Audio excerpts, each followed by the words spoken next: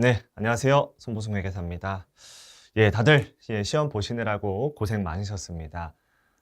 해설 강의를 조금 더 빨리 시작하려고 했는데 조금 늦어지게 돼서 죄송합니다.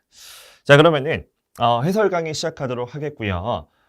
일단 기본적으로 제가 오늘 드리는 해설 강의는 실제 우리 기본서나 10개년 기출풀이에 있는 내용과 조금 다를 수 있습니다. 그냥 대략적으로 제가 먼저 간단하게 풀어봤을 때 해설 강의이기 때문에 내용이 조금 달라질 수 있다는 것도 양해 부탁드리겠습니다. 자, 그러면은 빠르게 시작하도록 하겠습니다. 아, 맞다. 원래 총평을 한번 해야겠죠. 총평을 한번 드리면은 올해 시험 같은 경우는 작년보다는 확실히 쉬웠어요. 근데 이제 올해 시험의 특징이라고 보면 일단 전형적인 이제 플로우를 조금 벗어났습니다. 전형적인 플로우라고 하면 문제 1번에서 뭐 회계감사 기본 내용 나오고 뭐 독립성 문제 나오고 뭐 이런 문제로 쭉쭉쭉 진행이 돼야 되는데 그런 틀을 깨고 1번부터 우리 내부 통제 관련된 문제가 나왔죠. 그래서 조금 기존의 틀을 벗어나는 문제가 나왔고요. 그리고 조금 지엽적인 부분이 나왔긴 했습니다. 특히 이제 문제 1번 같은 경우에는 좀 은행 관련된 내부 통제가 나와서 조금 지엽적인 부분이 나왔었고요. 그리고 2번부터 갔을 때는 이제 그렇게 어려운 문제는 안 나왔는데 특징을 쓸 게 많았어요.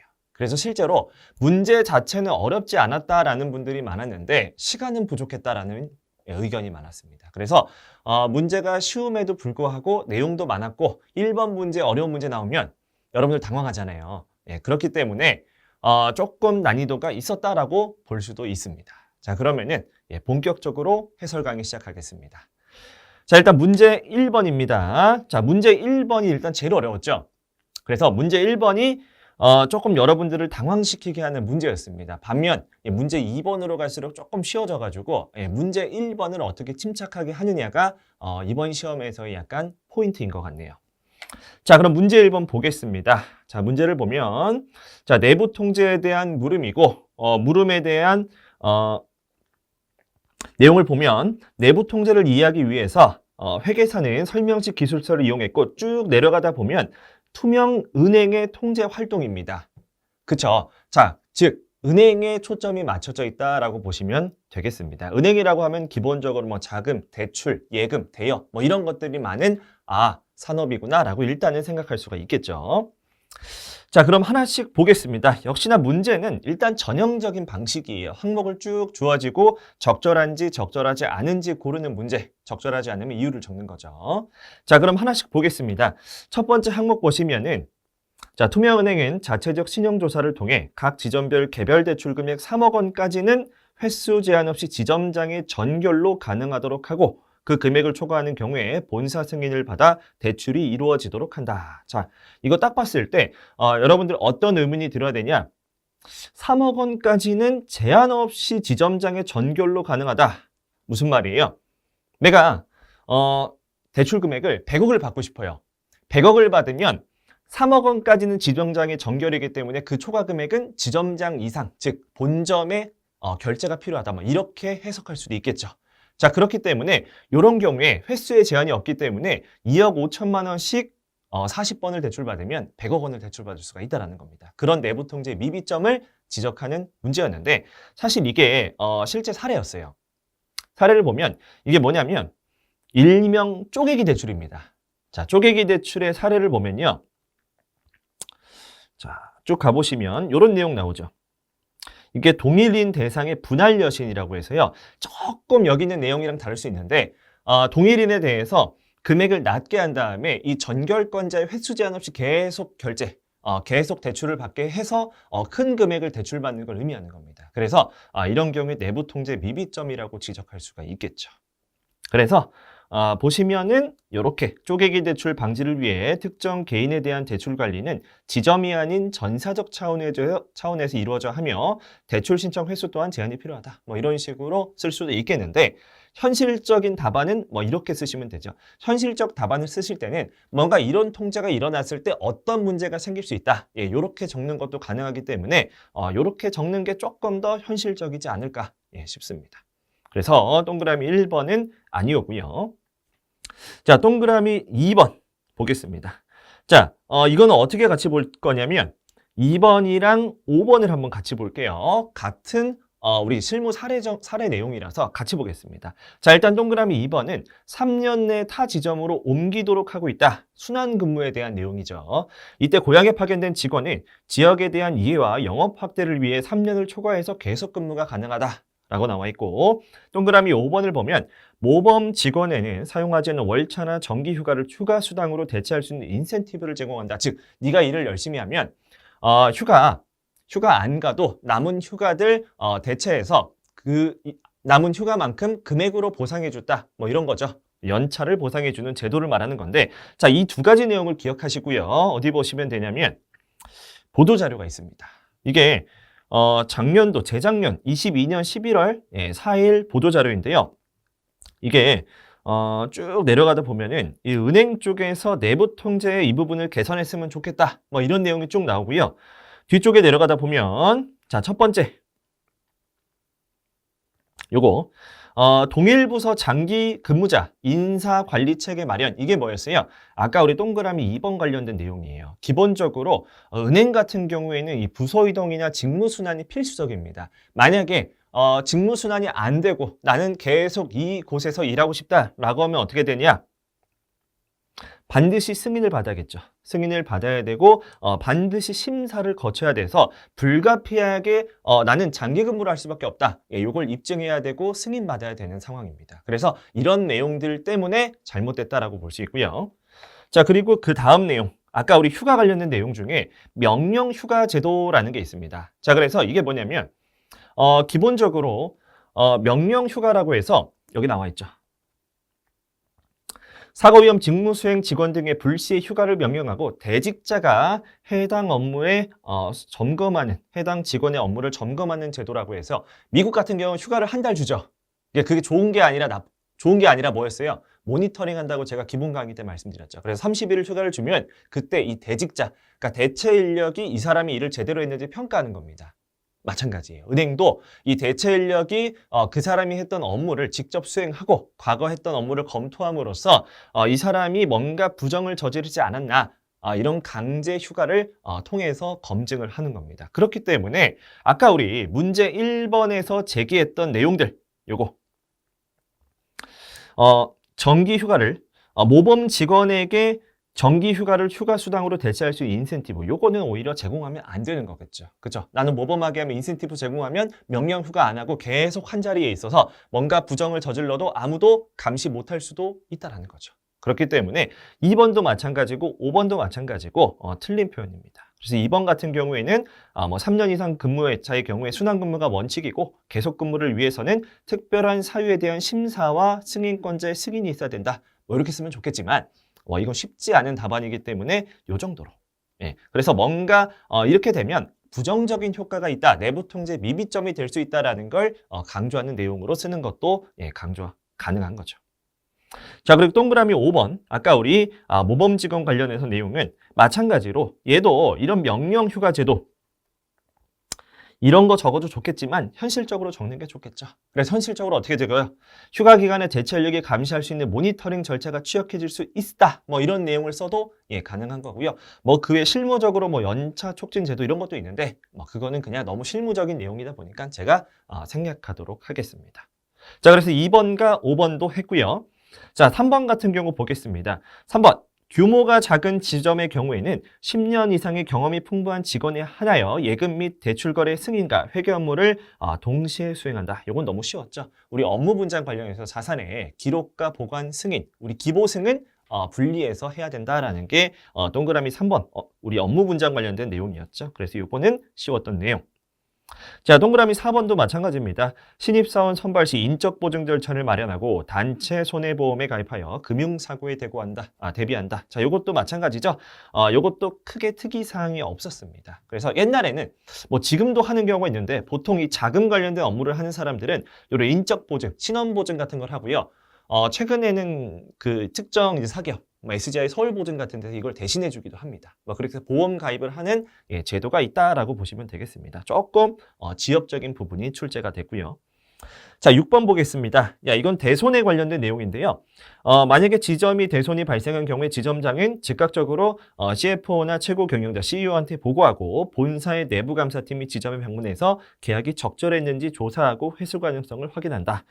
지점이 있고 본점이 있어서 본사가 있어서 서로 업무 분장이 잘 된 겁니다. 뭔가 이해관계가 없고 만약에 문제에서 지점 자체적으로 조사를 한다. 이러면 조금 미비점이 될 수 있겠지만 지금 그게 아니라 본사에서 직접 방문해서 조사하기 때문에 이 경우는 괜찮다라고 볼 수가 있겠습니다. 그래서 정답 2번, 1번, 2번, 3번, 5번이 틀렸다라고 봤습니다. 자, 넘어갈게요. 자, 2번입니다. 물음 2번 볼게요. 자, 샤우팅은 전산 시스템을 자체적으로 개발해서 사용한다라고 해서 쭉쭉쭉 내용이 나왔을 때 이건 뭡니까? 우리 전산 관련된 내부 통제였어요. 제가 수업 시간에 많이 강조했던 부분이었죠. 실제 GS에도 문제를 기출을 했고요. 자, 이게 이제 기본서에 있는 내용인데 기본서 몇 페이지냐면 6-56페이지죠. 여기 보시면은 기본적인 우리 IT 부서 일반 통제에서의 IT 일반 통제에서 업무 분장이라고 말씀을 드렸고요. 그래서 기본적인 컨셉은 뭐냐? 일단 전산 부서와 이용 부서 요거 두 개는 완전하게 분리돼야 되는 거고 이 분리라고 하는 건 뭐냐? 전산 부서는 자료의 입력 및 수정이 불가하게 오직 자료의 변경, 요 정도만 가능하지 원시 자료의 입력은 반드시 우리 이용 부서에서 해야 된다. 요게 일단 기본 가정이었죠. 그리고 두 번째 가정은 뭐냐? 이 전산 부서 내부에서 요렇게 반드시 업무 분장이 돼야 된다. 아이고. 업무 분장이 돼야 된다라는 내용이 두 번째 내용이었죠. 그래서 예를 들어 개발자랑 운영자 이 둘은 동시에 업무를 수행할 수 없어요. 밑에 유의사항이 아마 나와 있을 텐데 여기 있죠. 세 번째 전산부서 내에서 프로그래밍, 운용, 자료 보관 기능은 반드시 구분돼야 된다라고 나와 있고요. 기출문제 예시예요. 기출문제 어떻게 나왔냐면 우리 프로그래머가 오퍼레이터 일을 대체할 수 있다? 안 된다라는 거예요. 서로 분리해야 된다. 이런 내용이 이번에 기출에 나왔다라는 겁니다. 자, 그래서 내용을 보면 일단은 내용이 쭉 나와 있고 항목 5가지 중에 틀린 항목 찾아라 라는 거였고요. 자, 일단 우리 방금 제가 설명드렸던 내용만 일단 보겠습니다. 자, 그게 어디 있냐면 동그라미 3번이에요. 자, 3번을 보면 프로그래머와 오퍼레이터는 공동으로 개발할 수 없으며 아까 말씀드렸죠. 반드시 업무 분장이 돼야 되기 때문에 공동으로 개발할 수 없고요. 그리고 입력 방식의 효율성을 함께 논의할 수 없다. 자, 논의는 할 수 있는 거죠. 자, 왜 그래요? 제가 수업 시간에 뭐라고 설명드렸죠? 오퍼레이터는 운영자예요, 운영자. 우리 게임 같은 데 가보면 운영자, 영자님 계시죠? 운영자님 어때요? 레벨이 99고 모든 스킬이 탑재되어 있어요. 그래서 이분들은 이용자들이 실제 우리 현업부서에서 이용하는 게임으로 치면 유저죠. 유저들께서 뭔가 불편사항이 없고 버그가 없고 이런 것들을 체크한 다음에 누구한테 알려줘야 돼요? 여기 프로그래머한테 이런 내용들을 알려줘야 프로그래머가 프로그램을 수정한다라는 거예요. 그렇죠? 그래서 이게 뭐다? 논의하는 게 필요하다라는 거예요. 논의는 해야죠. 어떤 게 버그고 어떤 게 불편한지 이용자들에 대한 의견을 오퍼레이터가 수집한 다음에 개발자한테 얘기해 주는 겁니다. 그런 내용이기 때문에 3번은 틀렸고요.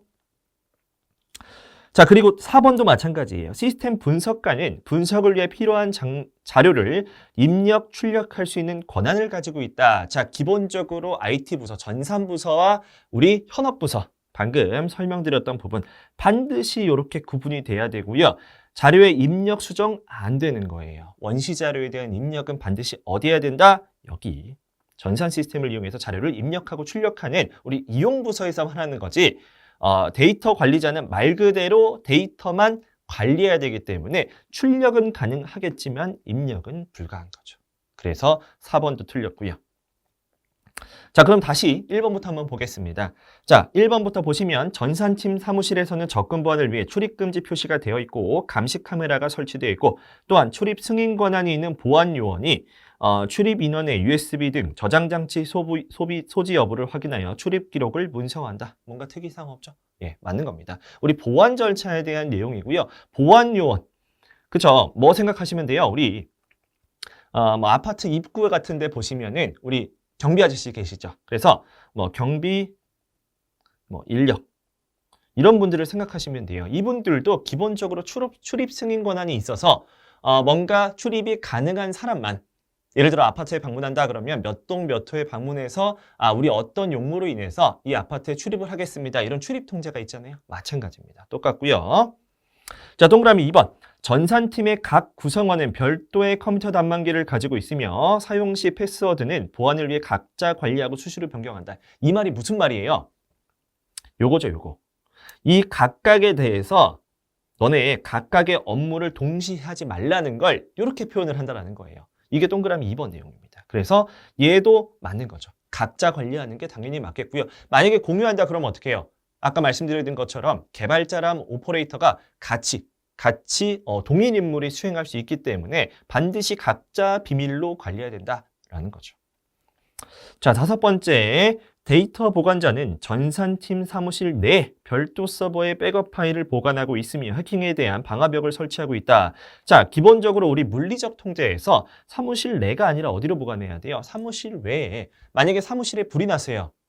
그러면 서버 2개가 그냥 날아가는 거죠. 사무실 외에 있는 곳에다가 보관하는 게 원칙이기 때문에 이건 그냥 일반적인 내용이었습니다. 그래서 틀린 내용은 여기 동그라미 3, 4, 5가 됐죠.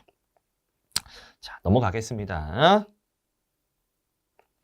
자, 물음 3번입니다. 자, 노부정회계사는 주권 상장법인인 엉망의 자금팀에 대해 다음과 같은 사항을 확인하였다라고 나와 있고, 얘도 문제를 읽어보시면 마찬가지겠지만 여기서 동그라미 1, 2, 3번에 내부 통제 미비점과 관련해서 권고할 수 있는 사항을 3가지씩 제시하시오, 이렇게 나온 겁니다. 그래서 동그라미 1번, 2번, 3번 각각 3가지씩 찾아보겠습니다.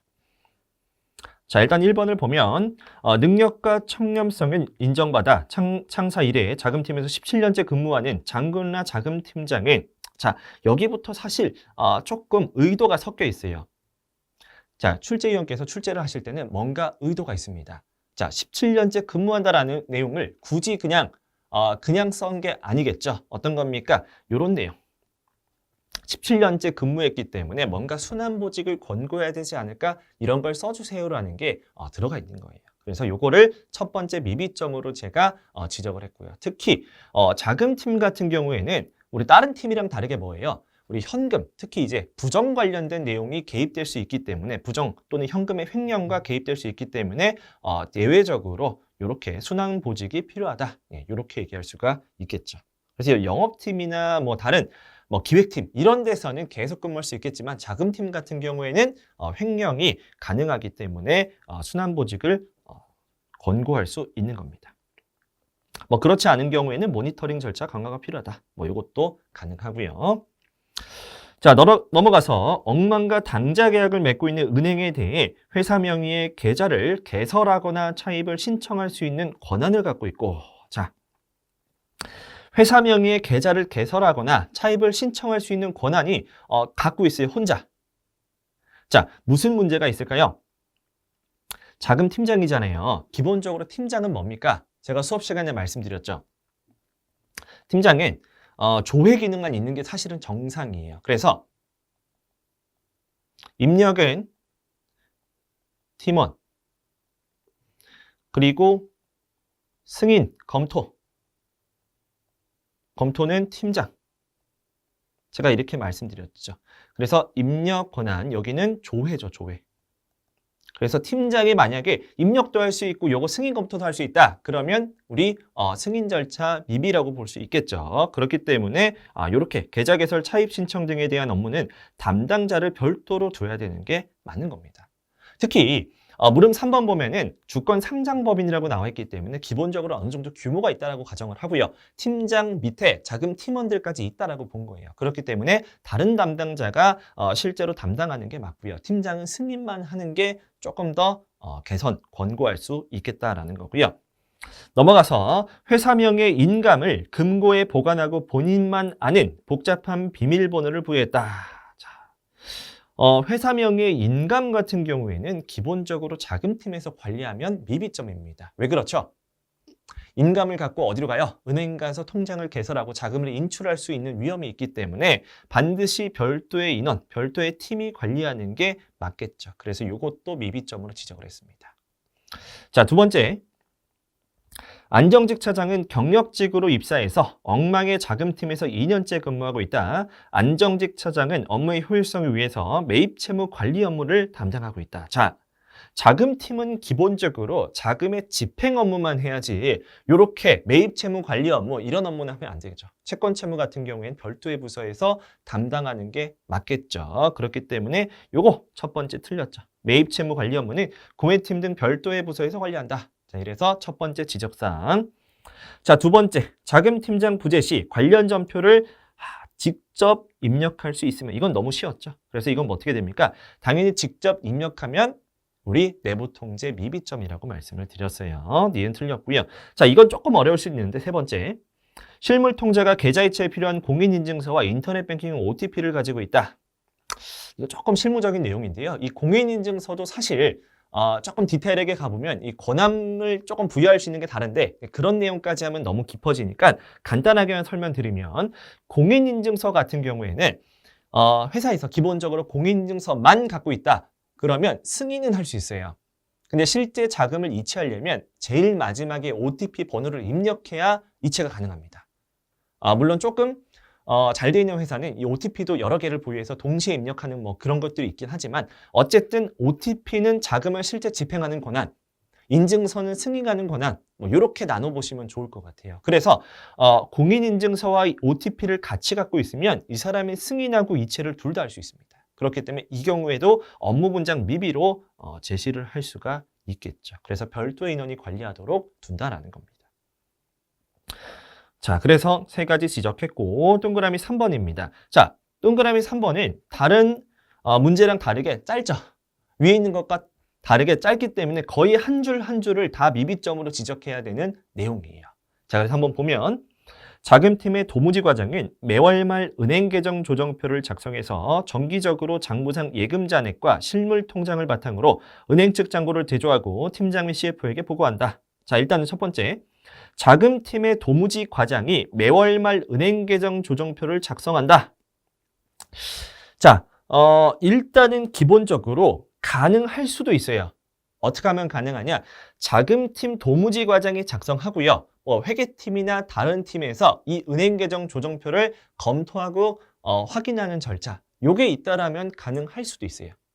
아니면 기본적으로 어떻게 하냐? 은행 계정 조정표 같은 경우에는 요 자금팀이 아니라 다른 독립적인 팀, 예를 들어 뭐 회계팀이나 다른 팀에서 검증하는 절차라면 좀 더 좋겠죠. 그래서 제가 어떻게 적었냐면 자금팀 외에 다른 인원이 작성하거나 도무지 과장이 작성한 조정표를 자금팀 외 인원이 검증한다. 예, 요렇게 미비점으로 지적을 했어요. 자, 그리고 한 가지 질문이 있을 것 같아서 미리 말씀드리면 요거 매월 말 작성한다. 조금 애매할 수 있는데요. 이거를 매일이냐? 이렇게 논란이 있을 수 있는데 만약에 자금일보예요. 자금일보. 자, 자금일보는 뭡니까? 자금일보, 주보, 월보 이렇게 말하듯이 자금일보는 매일 하는 거예요. 데일리죠, 데일리. 근데 은행 계정 조정표는 자금일보랑 조금 달라요. 차이 내역에 대해서 조정하는 표이기 때문에 자금일보는 말 그대로 우리 재무제표 BS 잔액에 있는 우리 현금 및 현금성 잔액과 실제 일치하는지 우리 통장 잔액이 일치하는지 확인하기 때문에 매일 하는 게 맞아요. 근데 은행 계정 조정표 같은 경우에는 현실적으로 매일 하는 경우는 거의 없습니다. 그래서 매월 말 해야 된다. 이걸 매일 바꿔야 된다. 이걸 지적할 수도 있고요. 현실적으로 조금 어려울 수도 있습니다. 제가 그래서 이렇게 내용을 달아놨어요. 자, 일단은 넘어가고요. 자, 두 번째. 정기적으로 장부상 예금 잔액과 실물 통장을 바탕으로 은행 측 잔고를 대조하고 자, 지금 보면은 장부상 예금 잔액과 실물 통장을 대사를 하는데요. 기본적으로 장부상 예금 잔액을 대사하는 건 맞아요. 이건 어디에 보이냐? 여기. 뭐 BS에 있거나 여기 있는 거 맞는데 자, 실물 통장이랑 대사를 하면 조금 신뢰성이 떨어질 수 있죠. 이게 언제 업데이트되는지 모르고 뭔가 조작 가능성도 있기 때문에 어떻게 하는 게 좋냐? 이렇게 나와 있죠. 인터넷 뱅킹 우리 조회 내역이나 잔액 증명서 이런 내용이랑 확인을 해야 조금 더 신뢰성 높은 증거라고 할 수가 있겠죠. 그래서 이렇게 지적을 했고요. 자, 디귿 같은 경우에 보면은 세 번째인데요. 자금 팀장이랑 CFO에게 보고한다. 이게 끝이에요. 자, 어떤 절차가 빠져 있나요? 지금 도무지 과정이 나오는데 도무지 과정이 작성한 걸 어떻게 해야 됩니까? 승인을 해야 되는 승인권자가 누락되어 있죠. 그렇기 때문에 적절한 승인권자가 필요하다라고 해서 자금 팀장이 될 수도 있고요. 만약에 다른 팀에서 관리를 한다 그러면 해당 팀의 팀장이 될 수도 있겠죠. 자, 그렇기 때문에 이것도 세 번째 미비점으로 지적을 했습니다. 자, 됐죠? 자, 이렇게 봤고요. 이거 좀 다양하게 해석될 수도 있을 것 같아요. 그래서 조금 열려있다라는 걸 미리 말씀을 드려보겠습니다. 자, 넘어가고요. 조금 더 할 말이 많은데 일단 넘어갈게요. 자, 두 번째, 노부정 회계사는 안정직 차장이 입력한 전표 중에 매월 결산일 전후 다음과 같은 회계 처리가 반복적으로 발생하고 있음을 확인하였다라고 해서 쭉쭉 나와 있고요. 일단 결산일 전후죠. 결산일 전후인데 여기는 결산 전후예요. 자, 그래서 처음에 저는 무슨 고민을 했냐? 요 결산 전이라는 말이 무슨 말이냐? 우리 회계 원리 때 배웠죠. 회계 원리 때 우리 수정전 시산표, 수정 후 시산표 기억나세요? 그 중간에 뭐 해야 돼요? 결산 수정분계 입력하죠. 저는 그건 줄 알았어요, 처음에. 근데 문제에서 결산일 전후라고 주었기 때문에 저는 그렇게 해석하지 않고 어떻게 해석했냐? 결산일로 바꿨습니다. 그래서 이거는 결산 수정분계 이렇게 보질 않고요. 결산일, 즉 중간에 12월 31일이 껴있다라고 보는 거예요. 자, 이렇게 가정을 한번 해볼게요. 자, 그렇게 되면은 기본적으로 현금이 나갔다가 현금이 다시 들어왔죠. 자, 요거는 정상적인 분계로 볼 수도 있지만 요거 볼게요. 자, 매입 채무가 증가했는데 상대 계정 까마귀 현금이에요. 이거는 우리 회계상 말도 안 되는 분계죠. 그죠? 그렇기 때문에 요 분계가 뭔가 잘못됐다라는 거예요. 가공의 분계일 가능성이 높아진 거죠. 그래서 여기 부분을 일단은 지적을 하는 겁니다. 매입 채무의 상대 계정 까먹이 현금이라는 게 뭔가 잘못됐다. 라고 지적할 수 있고요. 자, 그렇다고 하는 건 뭐냐? 그의 위에 있는 거 요것까지도 잘못될 수 있겠구나. 이렇게 접근을 하는 겁니다. 그래서 정답을 보시면 결산 후 발생한 매입 채무의 상대 계정 과목이 현금 계정으로 원래는 뭡니까? 원래는 매입 계정 과목이 들어가야 되죠. 뭐 원재료라든지 뭐 다른 계정 과목이 들어가야 되는데 그게 아니라 현금 계정이기 때문에 결산 전에 반제 처리됐던 원래는 어떻게 들어가요? 원래는 여기 있겠죠. 그 위에 원재료랑 이렇게 매입 채무가 얼마씩 들어가 있는데 이게 없어진 다음에 다시 생성이 됐다. 이렇게 본 거예요. 그래서 이런 식으로 결산 전에 지급이 완료된 매입 채무가 다시 생성된 것으로 볼 수 있어 결산 후 현금의 입금이 가공이라면 횡령, 실제 입금이라면 유용으로 볼 수 있어 본 회계 처리는 부정의 징후를 의미한다. 자, 이게 무슨 말이냐?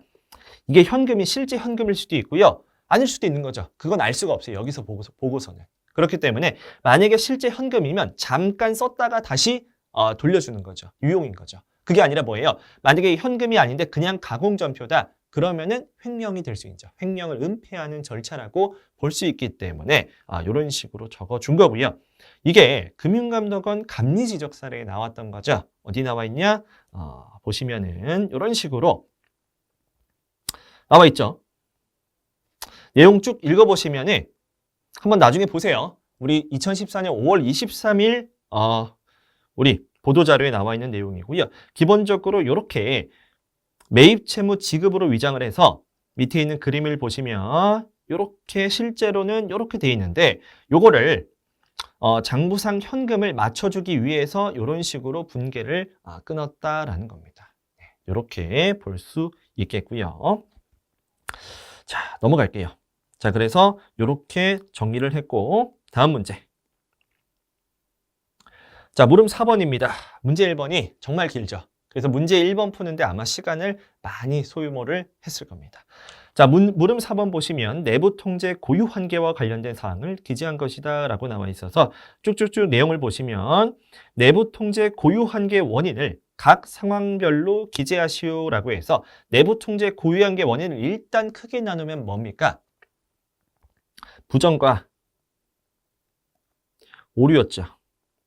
그리고 부정은 뭐였어요? 요거 공모가 있었고 경영진에 의한 통제 무력화. 그래서 거의 정답이 통제 무력화랑 오류를 적는 거구나. 이렇게까지 좁힐 수 있었죠. 그래서 첫 번째 문제는 쉬웠습니다. 그래서 동그라미 1번을 보면 소규모 기업의 소유경영자 C는 격리부장에게 예금의 일부를 자회사로 송금하도록 요청하여 도박자금으로 사용했다. 이 소유경영자 C가 여기서 말하는 소유경영자는 뭡니까? 우리 주주이면서도 CEO, 대표인사라는 거죠. 거의 뭐 1인 주주, 뭐 이렇게 생각할 수가 있어요. 그래서 1인 주주가 CEO도 같이 하는 거예요. 그래 이런 경우에는 송금하도록 요청했다. 즉 원래 내부 통제상으로는 격리부장의 승인 절차인데 그걸 무시하고 그냥 대표이사가 자회사로 송금해 라고 해서 송금을 한 거죠. 그래서 경영진의 통제 무력화라고 봤고요. 두 번째는 잘못 입력한 거죠. 자, 이것도 한 10년 전, 10년도 더 된 사건이거든요. 예전에 제가 일할 때 발생했던 떠들썩했던 사고가 있었는데 우리 한맥투자증권 사태죠. 그거랑 좀 비슷한 예시인 것 같아요. 그래서 그런 경우에도 인적 오류, 내가 숫자를 뭔가 잘못 입력을 해서 요렇게 내부 통제 관련해서 고유 한계가 발생했다라고 본 거죠. 그래서 요렇게 쉽게 정리할 수가 있겠고요. 자, 두 번째로 내려가 보겠습니다. 두 번째. 소규모 기업의 소유 경영자가 기업을 운영할 때 통제 활동의 미비점을 보완하고 종업원의 부정 위험을 감소시킬 수 있는 가장 효과적인 방법은 무엇인지 두 줄 이내로 서술하시오. 자, 이거는 두 가지 측면이에요. 일단 기준서에 나와 있어요. 내용이 나와 있어서 기준서에 나와 있는 내용을 그대로 적는 분도 계셨을 거고, 근데 그러기는 쉽지 않아요. 그렇기 때문에 어떻게 적어도 되냐? 내가 기본적으로 생각할 수 있는 내용을 조금 서술하는 것도 가능해요.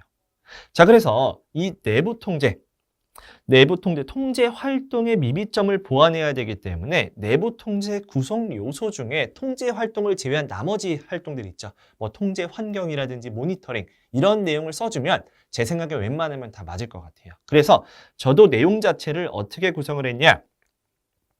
이렇게 1인 소유 경영자가 직접 통제 환경이나 모니터링 등 재무제표 수준의 내부 통제를 강화한다. 이런 식으로 우리 내부 통제 구성 요소, 통제 활동을 제외한 나머지 구성 요소를 강화한다. 이렇게 구성을 했는데 이게 실제로 기준서 내용에도 나와 있어요. 그래서 우리 기준서 315번에 보면은 이런 식으로 나와 있습니다. 그래서 뭐 소규모 기업에 대한 소유 경영자에 대한 내용이 나와서 이런 경우에 어떻게 해야 되냐?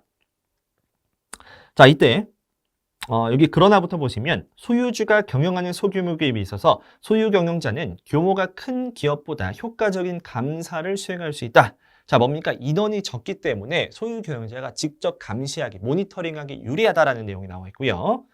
자, 그리고 그 밑에 쭉 가보시면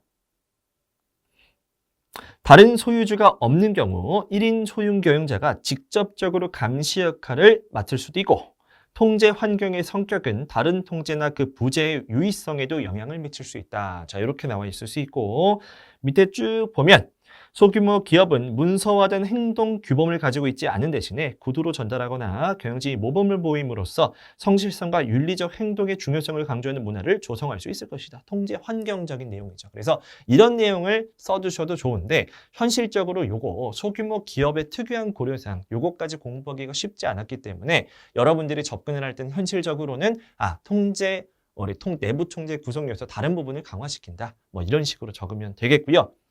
뭐 그 외에 가능한 것도 일부 서비스 조직을 활용하면 조금 더 우리 통제가 강화될 수가 있겠죠. 왜? 내부 인원이 아니라 외부에서 우리 객관적인 제3자가 관리하기 때문에 조금 더 보완할 수 있다. 뭐 이것도 가능할 것 같습니다. 자, 어쨌든 넘어가 보겠습니다. 자, 물음 5번입니다. 점점 길어지네요. 자, 빠르게 가겠습니다. 자, 물음 5번. 요거는 어떻게 보면 이제 논리형 문제예요. 그래, 논리형 문제라고 해서 여러분들이 조금 생각하면서 답안을 구성하는 건데, 자, 내용을 쭉 읽어보시면 내부에게 관리제도 감사는 아무런 실효성이 없는 것 아니야. 자, 이것만 보고요. 그 밑에 문제에서 한번 볼게요. 자, 공인의 계사인 당신은 김똘똘 씨에게 1과 2에 대해 어떻게 답할지 각각 세 줄 이내로 서술하시오. 자, 1의 경우 검토와 감사의 확신 수준에 따른 내부에게 관리제도 변화를 고려하여 서술하고. 자, 이게 포인트예요. 이런 내용이 반드시 정답에 써야 된다는 겁니다. 그래서 어떻게 구성했냐? 일단 동그라미 1번은 자, 검토와 그 밑에 감사를 비교했고요. 일단 확신 수준의 차이, 검토 같은 경우에 보통 수준의 확신이고요. 감사는 뭐다? 높은 수준의 확신이다. 이런 차이를 명확히 설명을 했고요. 그 외에 어떤 차이가 있냐? 내부회계 관리제도 검토 같은 경우에는 운영 실태 보고서에 대한 확신인데 내부회계 관리제도 감사 같은 경우에는 그 자체, 내부회계 관리제도의 실제 우리 설계와 운영에 대해서 효과성을 확인하기 때문에 애초에 대상도 다르다. 이런 내용까지 써주시면 좋을 것 같습니다. 그래서 동그라미 1번 됐고요. 동그라미 2번. 자, 그럼 공인회계사가 횡령액에 대해 일부 책임을 져야 하지 않나? 자, 이거 옛날에 기출문제에 나온 거 있죠. 옛날엔 어떻게 나왔어요? 우리 감사의 고유 한계에 대해서 나왔어요. 근데 지금은 뭡니까? 내부회계 관리대도 충분히 예측할 수 있는 문제였습니다. 그래서 동그라미 2번도 마찬가지예요. 우리 감사의 고유 한계에서도 어떻게 했어요? 감사 기준서를 준수하면 책임을 지지 않아도 된다. 뭐 이런 내용이 나오잖아요. 왜? 고유 한계가 존재하기 때문에. 그런 내용을 써주시는 거예요. 그래서 일단은 우리 요구사항을 보면 내부회계 관리제도 감사보고서에 언급되는 내용을 바탕으로 서술할 것이라고 해서 내부회계 관리제도 감사보고서를 보시면 이런 내용이 나와 있죠. 당연히 고유 한계에 대한 설명이 쭉 나와 있습니다. 그렇기 때문에 우리는 이 고유 한계로 인해서 회사의 모든 내부 통제 미비점을 다 발견할 수 없고요. 뭐 그걸로 인해서 발생할 수 있는 뭔가 재무제표 왜곡 표시 이런 것까지 전부 다 발견할 수는 없습니다. 고유 한계가 있기 때문에 우리는 어쩔 수 없이 이런 경우 횡령액에 대해서 일부 책임을 져야 된다? 아니라는 거죠. 어떤 경우에 우리 감사 기준에 따라서 적절하게 감사를 수행했다라면 책임을 지울 수 없다. 이렇게 쓰는 겁니다. 그래서 기본적으로 여러분들이 요거에 대한 답변을 하셔야 돼요. 실효성이 없는 것 아니야? 아니야, 있어. 이런 식으로. 두 번째, 횡령액에 대해 책임을 져야 하지 않니? 아니, 없어. 이런 식으로 뭔가 답변까지도 같이 적어주시는 게 풀배점을 받는데 훨씬 더 유리합니다. 그래서 이렇게 답안을 구성했고요. 자, 문제 1번이 끝났죠. 드디어 끝났습니다. 자, 문제 2번으로 갈게요. 문제 2번부터는 빠르게 진행하겠습니다. 여기서는 조금 큰 이슈가 없기 때문에 제가 스피디하게 진행을 해볼게요. 자, 문제 2번. 내부회계 관리제도 감사에 대한 설명이 적절한지 여부를 기재하고 적절하지 않은 경우의 이유를 두 줄 이내로 서술하시오. OX 문제네요. 자, 보겠습니다. 감사인은 통합감사 중에 식별된 유의적 미비점과 중요한 취약점을 경영진과 지배기구에게 서면으로 커뮤니케이션 해야 된다. 특이사항 없죠? 서면 맞고요. 두 번째, 감사인은 재무대표 감사와 내부회계 관리제도 감사 각각의 목적을 동시에 달성할 수 있도록 통합감사를 수행하고, 자, 이거는 괜찮은데요. 통합된 감사보고서를 발행한다? 아니죠. 각각의 감사보고서 동시에 나오는 겁니다. 너무 쉬우니까 넘어가고요. 세 번째, 감사인은 회기 기간 동안 중요성의 관점에서 기업의 효과적인 내부회계 관리를 유지하는지에 대한 감사 의견을 표명해야 된다. 아니죠. 회기 기간 동안이 아니라 감사보고서를 보면 뭐가 기준이었어요? 평가 기준일 현재라는 단어가 항상 있습니다. 그렇기 때문에 회계 기간이 아니라 평가 기준일 현재죠. 그래서 틀렸고. 자, 네 번째, 내부회계 관리제도 감사의 목적은 내부회계 관리 전반에 대한 의견을 표명하는 것으로 개별 통제 각각의 효과성에 대한 의견을 뒷받침하기 위해 충분하고 적합한 감사 증거를 입수할 책임은 없다. 자, 그쵸. 여기 개별 통제 각각에 대해서 하는 거 아니고요. 뭐였어요? 내부회계 관리제도 감사의 포인트는 관련 경영진 주장에 대해서 보는 겁니다. 그 중에 뭐였어요? 우리 LSPM이랑 같이 결부해서 테스트 대상을 산정한다라고 말씀드렸죠. 그렇기 때문에 모든 개별 통제에 대한 효과성을 검증할 필요는 없는 겁니다. 얘는 맞는 표현이고 우리 내부회계 관리제도 감사의 기본 개념이라고 보시면 돼요. 제가 첫 시간에 엄청 강조했던 내용이죠. 자, 넘어가고요. 물음 2번입니다. 내부회계 관리제도 감사의견 형성 및 감사보고서의 변형에 대해 다음 설명이 적절한지 여부를 기재하고 적절하지 않은 경우에 이유를 두 줄 이내로 서술하시오.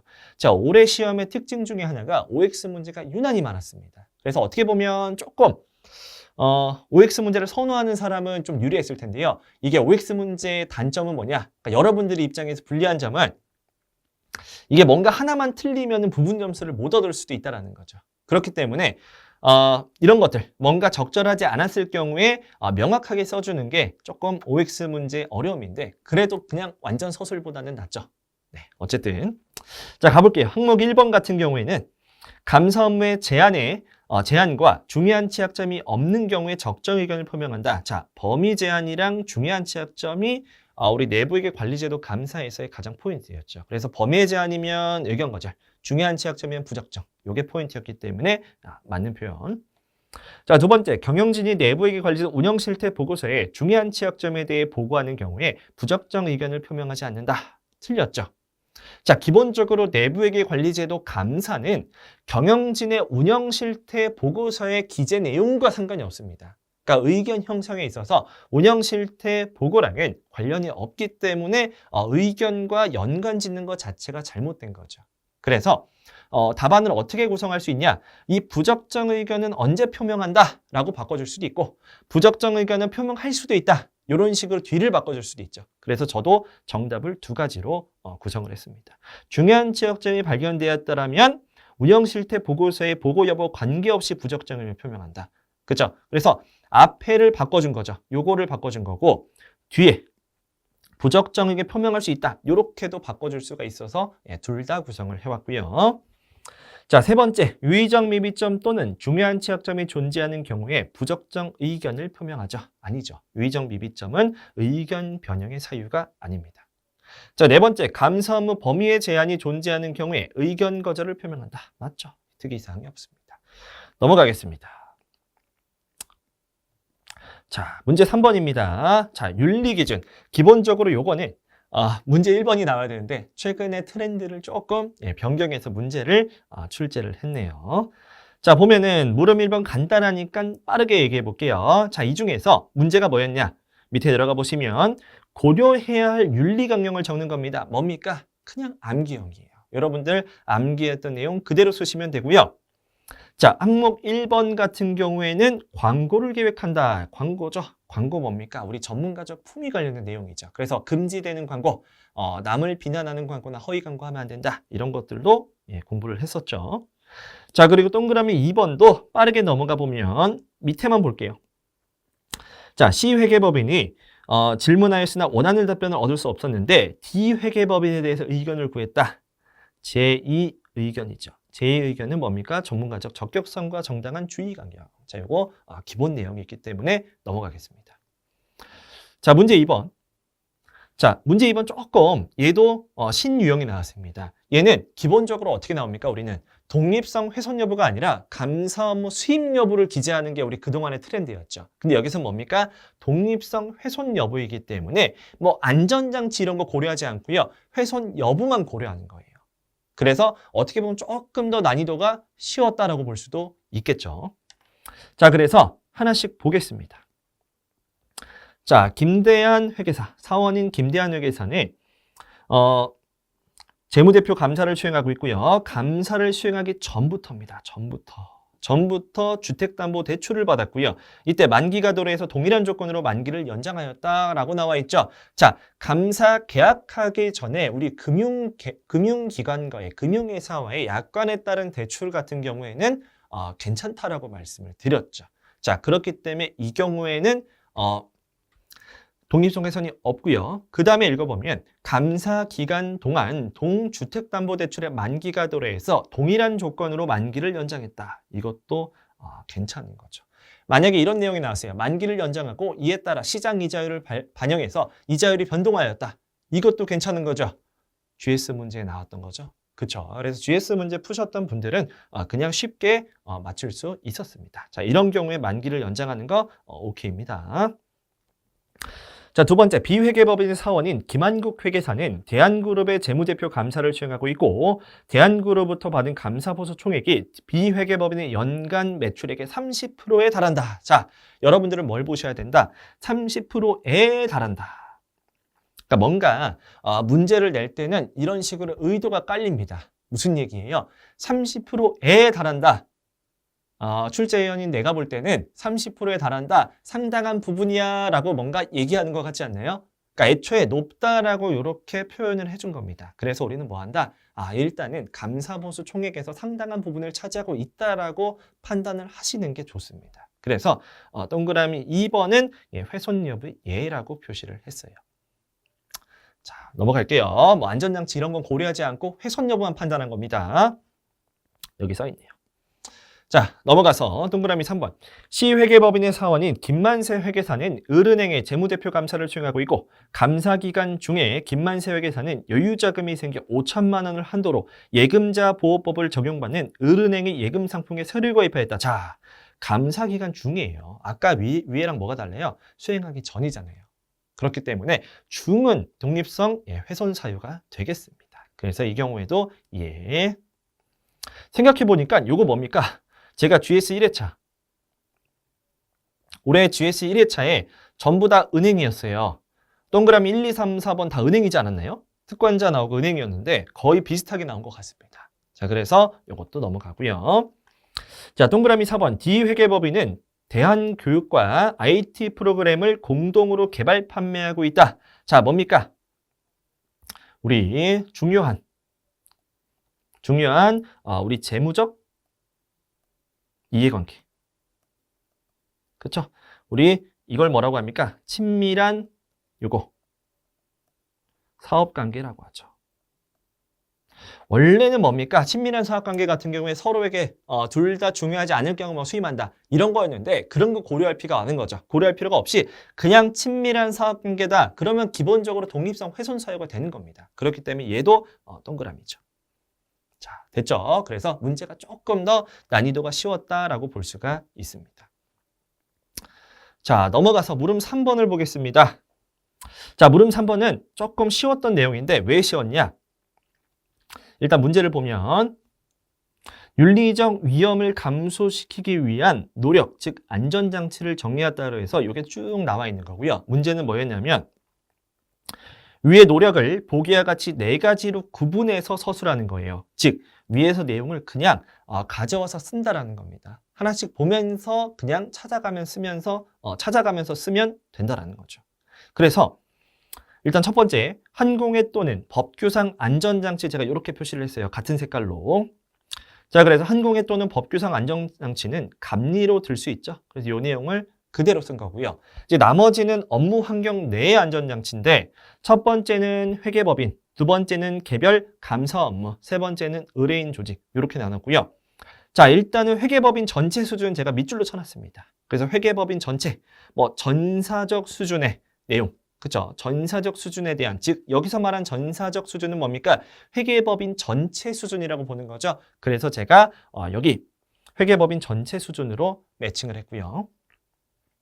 자, 그 다음에 개별 업무 수준은 각각 개별 업무, 즉 특정 클라이언트가 언급이 돼야 되기 때문에 어디로 넘어갔다? 요 갑은행에 대한 감사에 대한 내용이 쭉 나오는데 업무 수행이사 김대한 회계사에 대한 내용이 쭉 나오겠습니다. 그래서 김대한 회계사가 갑은행을 감사할 때 벌어지는 이런 내용들이 다 뭐다? 요게 우리 개별 감사 업무 수준이다. 이런 식으로 제가 판단을 했고요. 그 중에서 세 번째, 우리 의뢰인 조직 수준이라고 나와 있기 때문에 그 중에서 회사 의뢰인 조직과 관련해서 커뮤니케이션하는 거, 이런 것들. 내부 감시기구와 윤리적 문제에 대해 지속적으로 커뮤니케이션하고 있다. 이런 내용들을 제가 여기 의뢰인 조직 수준으로 매칭을 했습니다. 그래서 요거는 매칭이기 때문에 그렇게 어렵지 않았고요. 자, 넘어가겠습니다. 문제 4번입니다. 자, 다음은 감사인 선임 및 계약과 관련된 물음이다. 자, 외부감사법에는 기업 규모, 기업 형태 및 감사위원회 설치 여부에 따라 감사인 선정 주체 및 선임 기한에 따라 규정하고 있다. 감사인 선정 주체와 선임 기한을 기재하시오라고 해서 설명이 쭉 나오는데 자, 이따 가면서 얘기할게요. 동그라미 3번 할 때 얘기할게요. 자, 동그라미 1번. 대안은 감사위원회를 의무적으로 설치해야 되는 주권상장법인으로서 다음 연도 감사인을 변경할 계획이다. 이거 기본서에 있는 그대로 내용이죠. 그래서 어떻게 됩니까? 애초에 제가 기본서에 선임권자랑 선임기한이 다 써있죠? 이게 선정주체고 선임기한이기 때문에 글씨가 조금 작을 수 있는데 이렇게 나오는 거죠. 그래서 기본적으로 감사위원회가 설치되어 있으면 사업연도 개시일 이전이라고 적어주시면 되겠죠. 자, 동그라미 2번. 다시 비상장 회사인 민국은 전년도 결산 결과 외부 감사 대상이 돼 신규 감사인 선임할 예정이다. 감사위원회는 설치되지 않았다. 그래서 이것도 조금 논란이 있을 수 있는 게 우리 대형 비상장이 될 수도 있는데 그런 내용을 제가 그냥 배제합니다. 대형 비상 또는 금융회사가 아닌 것으로 가정하고 최초 사업연도 개시일부터 4개월로 그냥 이렇게 했습니다. 이렇게 하고 감사 또는 감사위원회 이렇게 되었고 감사위원회가 설치되어 있지 않기 때문에 감사만 적어준 거죠. 자, 동그라미 3번을 볼게요. 자, 유한회사 우리는 자본금이 12억 원이며 다음 사업연도 감사인을 변경할 예정이다. 감사는 두고 있지 않다. 자, 이게 조금 좀 슬픈 내용인데 사실 이제 조금 범위가 좀 확장이 됐어요. 예전까지는 요거 제가 교재 안 실었거든요. 이런 것까지는 나오기가 어렵다라고 판단해서 안 실었는데 이제는 범위가 넓어지게 된 거죠. 그래서 내년 감사 교재에서는 이런 내용도 아마 기록될 예정이고요. 자, 법령 자체를 제가 드리기보다는 우리 한공회에서 나오는 이 감사인 선임 관련된 안내 책자입니다. 그래서 안내 책자를 쭉 보시면 이렇게 나와 있어요. 자, 법령상 감사를 두지 않는 경우에는 회사가 선정하고요. 감사가 없고 자본금이 10억 원 이상의 유한회사는 사원총회 승인이 필요하다. 즉 회사가 선정하는데 사원총회 승인이 필요하다라는 내용이 나와 있기 때문에 이렇게 적어놨어요. 그래서 이렇게 회사가 선정하고 사원총회 승인을 얻어야 된다라고 적어놨고요. 기본적으로 다음 연도 감사인을 변경할 계획이기 때문에 우리 가장 일반적인 거 45일로 기재를 했습니다. 자, 동그라미 4번 같은 경우에는 단기말 자산총액이 7천억 원으로 예상이 되고요. 감사위원회 없고 다음 연도 감사인을 변경할 예정이다 라고 나와 있기 때문에 뭡니까? 요거 우리 대형 비상장인데 감사위원회 없다라고 보고요. 감사라고 봤습니다. 그래서 일반적인 우리 45일로 적어놨어요. 특이사항이 없었지만 요게 조금 이슈가 있었죠. 그래서 요거는 틀려도 괜찮습니다. 이 정도는 틀려도 괜찮아요. 자, 넘어갈게요. 자, 물음 2번입니다. 자, 감사인은 경영진 또는 적합한 지배기구와 감사무 조건에 대해서 합의해야 되고요. 이때 필수적으로 기재된 사항 3가지를 기재하시오. 자, 이거 너무 쉬운 내용이죠. 그래서 이거는 뭐 기본서에도 나왔고 우리 200제에도 29번에 나왔던 내용이기 때문에 넘어가겠습니다. 자, 물음 3번. 이런 거 기억해야죠. 필수적 절차가 있었고 선택적이 있는데 요걸 적으시면 안 된다는 거는 아시죠? 자, 넘어가고요. 물음 3번.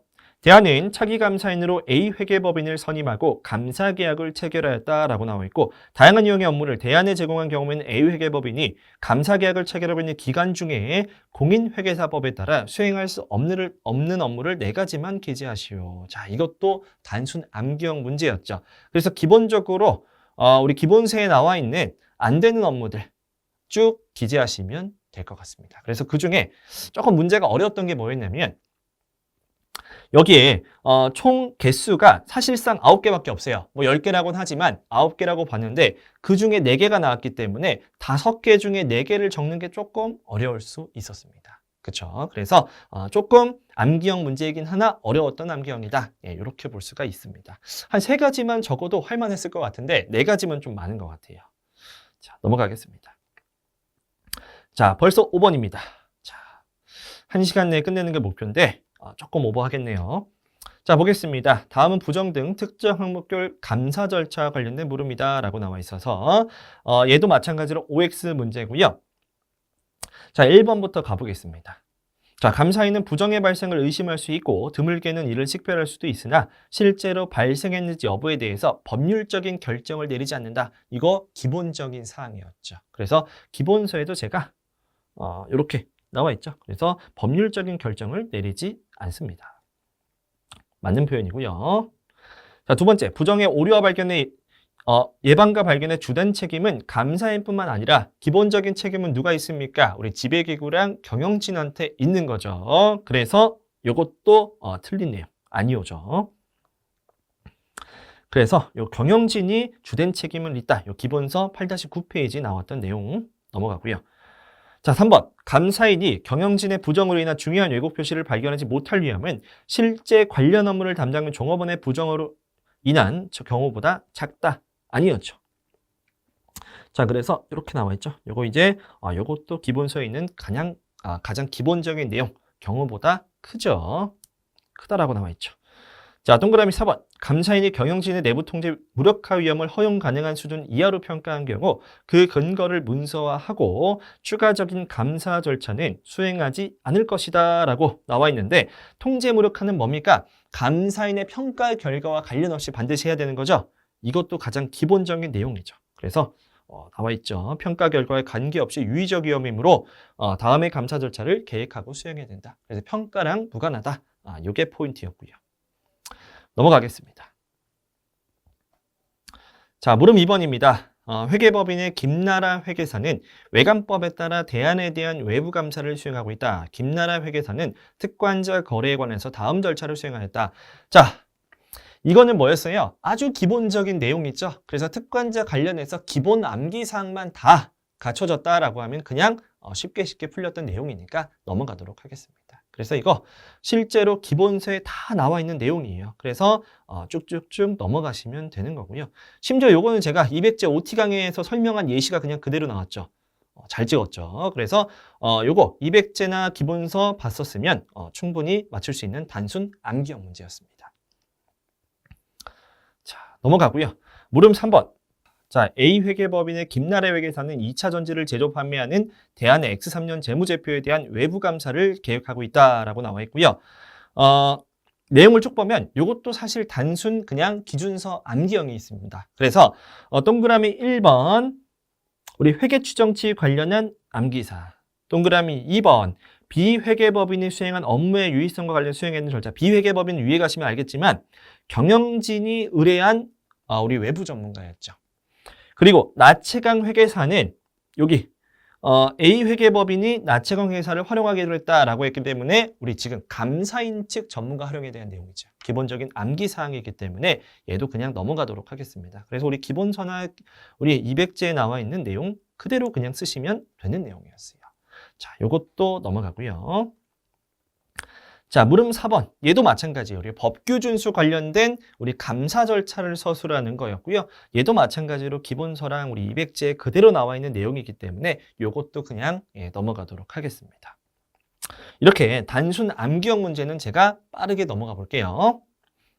자, 문제 6번입니다. 자, 다음은 위험평가 절차, 감사 증거 및 중요성에 대한 물음이다. 이게 원래 트렌드는 어떻게 들어가요? 원래 문제 2번에 들어가죠. 문제 2번 또는 문제 3번에 들어가야 되는데 뒤쪽으로 조금 트렌드랑 다르게 나왔습니다. 자, 일단 물음 1번 볼게요. 감사인은 재무제표 수준뿐만 아니라 거래위원 개정자 내 공시에 대해 경영진 주장 수준에서 중요 왜곡 표시임을 식별하고 평가된다. 이때 4가지 절차를 수행해야 된다라고 나와서 예시에서 기재된 절차 이후에 수행해야 될 3가지 절차를 순서대로 기재하시오라고 나와 있기 때문에 지금 순서대로가 포인트예요. 제가 이거 기본 강의 때 어떻게 설명드렸냐? 나와 있죠. 그래서 기본 강의 때 보시면 동그라미 1, 2, 3번 4가지가 있고요. 이거를 제가 그 밑에 이렇게 스텝으로 구분을 했어요. 왜 스텝으로 했냐? 얘는 순서가 중요하기 때문에 이렇게 4가지를 그냥 외우는 것보다도 스텝으로 외우는 게 훨씬 중요하다라고 해서 제가 스텝별로 설명을 드린 적이 있었습니다. 그래서 만약에 이렇게 기억을 하셨다라고 하면 그냥 편하게 맞출 수 있었던 문제였죠. 그래서 이렇게 적으시면 끝. 얘도 기본서 200제 다 나와 있는 내용이니까 넘어가고요. 자, 물음 2번도 마찬가지. 2번 너무 쉬운 거죠. 우리 재고자산 관련된 실사 절차 4가지. 요거 가장 기본이었잖아요. 얘도 넘어가도록 하겠습니다. 그래서 물음 2번도 패스. 자, 물음 3번. 자, 이것도 우리 예전에 기출됐던 거를 거의 똑같이 냈어요. 예전에 보시면은 그런 거 기억나세요?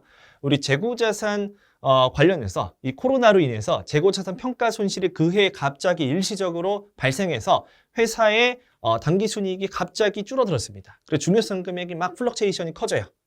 기출문제 기억나시죠? 요걸 거의 그대로 낸 겁니다. 그래서 이 경우에 2가지 방법이 있다 그랬죠. 기본서 보시면은 요렇게 요걸 말하는 거죠.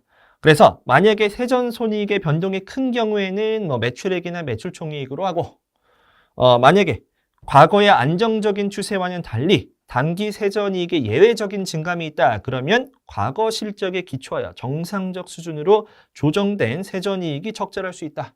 이렇게 얘기할 수도 있겠죠. 자, 그래서 이것도 생략하도록 하겠습니다.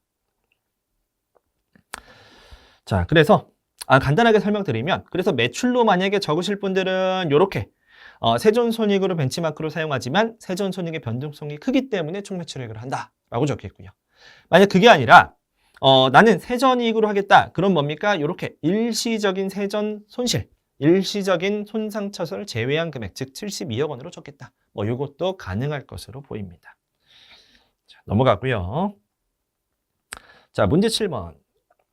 자, 물음 1번부터 보면 감사인이 의존하고자 하는 내부 통제에 대해 통제 테스트 결과 이탈이 발견된 경우 경영진에 구체적으로 질문하는 절차 이외에 추가적으로 수행해야 되는 절차를 세 가지를 기재하시오라고 나와 있는데, 자, 이것도 단순 암기 문제였습니다. 그래서 내가 뭔가 이탈이 발견했다. 그럼 어떻게 한다 그랬어요? 더 할까? 더 할까라고 해서 테스트 범위를 좀 더 확장시키는 게 있었고, 아니면 그만하자. 더 이상 의존하지 말고 우리가 세부 테스트, 우리 실증 절차로 넘어가자. 이런 게 있었고요. 아니면 뭐였던 거였어요? 이 이탈 자체가 뭔가 부정위험이나 뭔가 이슈상이 될 수 있어요. 그럼 그 부분에 대해서 우리가 고려해야 되겠구나. 이게 세 번째였죠. 그래서 첫 번째가 의존하는 것이 적절한 자, 의존 안 한다는 얘기예요. 의존할지 말지 안 한다라는 거. 두 번째, 추가적인 테스트 더 보자. 범위 확대. 세 번째보다 이거 뭔가 이 부분에 있어서 이슈상, 즉 잠재적 위험이 발생할 수 있기 때문에 이에 따라 실증 절차에서 뭔가 다른 절차, 우리 계획을 수정해서 해야겠다. 요거 설명드렸던 내용이죠. 넘어가겠습니다.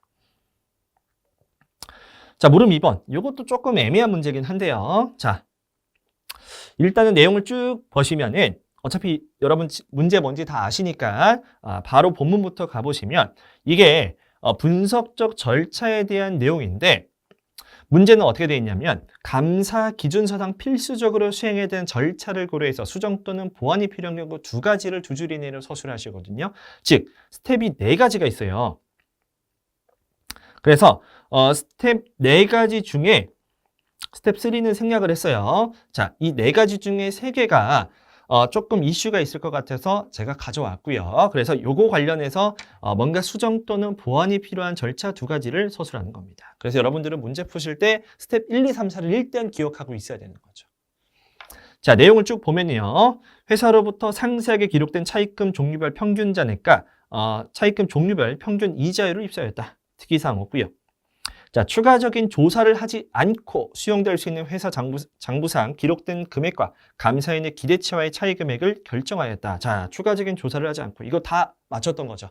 요거는 쉬웠던 내용이라서 다들 맞출 수 있었습니다. 그래서 정보의 원천 스텝 2에 보면 데이터 신뢰성 검증하는 절차를 해야 된다라고 나와 있기 때문에 요거 적어줬고요. 자, 세 번째, 이자 비용의 발생 원천이 대부분 차입금이므로 차입금 평균 이자율을 활용하여 이자 비용에 대한 실증적인 분석적 절차를 수행하기로 결정하였다. 자, 이게 조금 애매하긴 한데요. 자, 스텝 1을 보면 실증적인 분석적 절차가 적합한지 결정합니다. 자, 이때 뭐에 따라 고려를 해야 되냐? 평가된 중요 왜곡 표시 위험과 이러한 주장에 대한 세부 테스트를 고려해서 실증적인 분석적 절차를 해야 될지 수행하기로 결정한다라고 나와 있기 때문에 요거는 뭡니까? 분석적 절차가 가능하기 때문에, 그러니까 분석적 절차를 해서 용이하기 때문에 결정한 거죠. 어떻게 보면 평가된 중요 왜곡 표시 위험을 고려해서 분석 절차를 수행한 게 아니라 앞에 있는 내용을 보고 결정한 거기 때문에 조금 틀렸다라고 지적할 수도 있어서 제가 써놨고요. 자, 그 다음에 감사인에게 기대치와 장부금액 차이의 금액이 명백하게 사소한 금액을 초과했는지 판단하고 초과하는 경우 추가적인 감사 절차를 고였다. 자, 이것도 조금 애매하죠. 자, 기대치와 장부금액의 차이 금액은 우리 스텝 4에 나와 있죠. 자, 두 번째 줄부터 보시면 감사인의 기대치와 차이가 있는 금액이 추가적인 조사 없이 수용될 수 있는지 여부를 결정할 때에는 뭡니까? 중요성을 고려해야 돼요. 중요성. 명백하게 사소한 금액이 아니라 중요성을 고려해야 됩니다. 그렇다고 해서 이 금액 차이를 뭐 PM으로 둔다 이게 아니에요. 보통 실무적으로는 PM의 뭐 예를 들어 뭐 10%를 뭐 스레스홀드로 둔 다음에 스레스홀드를 넘어가면은 뭐 추가적인 절차를 하고 넘어가지 않으면 뭐 특이사항 없이 넘어간다. 뭐 이런 절차가 있거든요. 그렇기 때문에 중요성 금액을 뭔가 기준점으로 해서 결정해야 되는데 명백하게 사소한 금액을 기준으로 했기 때문에 이거 기준점이 조금 잘못되었다라고 해서 이렇게 제가 적어놨고요. 그래서 정답을 적을 때는 중요성 기준에 따라 결정되는 거지 중요성 기준으로 정한다는 아니겠죠. 그래서 이렇게 제가 조금 표현을 다르게 적어놨습니다. 자, 문제는 뭘까요? 두 가지죠, 두 가지. 전 세 가지가 잘못됐다고 봤는데 두 가지를 지적해야 돼가지고 조금 이거는 제가 나중에 기본서나 우리 10개년 기출할 때는 조금 다르게 정답을 구성할 것 같습니다. 그래서 일단은 이렇게 세 가지를 제가 다 찾아 놓겠습니다. 얘는 조금 애매했던 문제였죠. 자, 넘어가고요. 자, 물음 3번입니다. A회계법인의 권나라 회계사는 감사계획 단계에서 매출, 채권, 재고자산에 대해서 감사 절차를 계획하였다라고 쭉 나와 있고요. 그 다음에 감사 절차를 뭔가 수정하는 거죠. 자, 이거 엄청 흔한 케이스예요. 보통 어떻게 나온다? 최초 감사 절차가 나오고 뭔가 회사의 리스크가 올라가요. 즉 RMM이 증가한다라고 합니다. 그래서 어떻게 돼요? 감사 계획대로 안 하고 뭔가 수정했다. 이런 내용이 주로 단골 우리 주제죠. 그렇기 때문에 이거는 딱 봤을 때 그런 내용이구나 라고 여러분들 인지할 수 있어야 되는 겁니다. 자, 보겠습니다. 그래서 문제 너무 기니까 정답만 제가 따라가도록 하겠습니다. 여기서 뭔가 수정 또는 보완이 필요한 절차 세 가지를 쓰는 거다라고 기억하시고요. 자, 볼게요. 정답만 찾을게요. 너무 이게 시간이 오래 걸리니까 일단 정답만 찾아볼게요. 자, 첫 번째 요거. 4번기 중에 해외 거래처에 대해서 FOB 조건으로 신규 매출 계약건들이 발생하였다. 즉 기존까지는 여기 국내에서만 판매되었는데 해외로 넓혔기 때문에 어떻게 된다? 7일 동안의 매출 원장을 모집단으로 했다? 아니었죠. 자, 이거 뭡니까? 이거 제가 올해 GS 우리 1회차죠. 1회차 문제 5번이랑 똑같이 냈어요. 2018년 기출문제도 마찬가지였고요. 기본적으로 뭐였냐? GS 문제를 보시면 전 세계를 상대로 해상무역업을 영위하고 있고 여기서 틀린 거 찾는 거였죠. 보고기간 말 전후 10일간의 매출 원장을 인도하여 자 이거 잘못된 거였죠. 10일간이 아니라 우리 전 세계를 통해서 해상무역을 하기 때문에 더 확대시켜야 된다가 정답이었잖아요. 마찬가지입니다. 그래서 이것도 이런 식으로 지적할 수 있어야 되는 거죠. 됐죠? 자, 두 번째. 자, 두 번째 찾아보면 요거 보면 재무제표일인 12월 31일에 실사입회에 참여하는 거였는데 12월 31일부터 휴가기 때문에 29일에서 어떻게 해야 됩니까? 31일을 만약에 했다 그러면은 롤팩이나 롤포워드 절차가 없어야겠죠. 근데 29일에 했기 때문에 즉 보고기간 말이 아니기 때문에 29일에 했으면 31일까지 우리 롤포워드 하는 절차가 필요하다. 요거 적어주는 게 두 번째였죠. 그래서 요거 입회일과 재무제표일 사이에 변동이 정확하게 기록되는지에 대한 감사 증거를 얻기 위한 감사 증거를 수행한다. 이렇게 적으시면 되고요. 자, 그리고 마지막 세 번째. 매출채권의 회수 가능성과 관련된 통제에 대한 테스트를 수행했고 그 결과 효과적인 것으로 판단했고 따라서 세부 테스트를 포함하여 유의적 위험에 해당하는 실증 감사 절차를 수행하였다. 자, 요걸 먼저 읽어보셔야겠죠. 매출채권 회수 가능성을 유의적 위험으로 평가하고 통제에 의존하겠다. 자, 이거 작년도에 비슷하게 출제된 거 기억나시죠? 작년도 문제가 거의 그대로 나왔습니다. 그래서 어떤 내용이 나와 있냐? 요거 매출채권 회수 가능성에 대해서 유의적 위험으로 결정하였고 그 통제에 의존하려고 계획한 경우에는 그러니까 두 가지죠. 유의적 위험이고 의존하면 단기에 해당 통제를 테스트해야 된다. 이게 이제 기본서 내용 그대로 나와 있었습니다. 이거 2023년 기출에서도 비슷한 문제가 출제가 되었었죠. 자, 그리고 뭐 이런 문제도 나올 수가 있었는데 뭐 이런 거죠. 우리 재고수불부 할 때 이게 기업이 생산한 정보이므로 이걸 뭔가 조금 더 검토 절차가 필요하지 않을까? 이런 것도 적을 수 있을 것 같은데 어쨌든 3개만 적어라 라고 했기 때문에 이렇게 선정을 하였습니다. 자, 넘어가고요. 문제 8번입니다. 자, 한국회계법인의 정나라 회계사는 매출채권 실제성에 대한 감사 절차를 수행하고 있다라고 나와서 일단 물음 1번부터 보면 매출채권 잔액명세서와 같은 기업이 생산한 정보를 이용할 때 정보의 신뢰성을 평가하기 위해 수행해야 되는 절차 두 가지. 자, 이거 너무 쉽죠. 이거 기본서에도 나와 있고 우리 200제에도 나와 있기 때문에 이거 그냥 넘어가고요. 자, 물음 2번.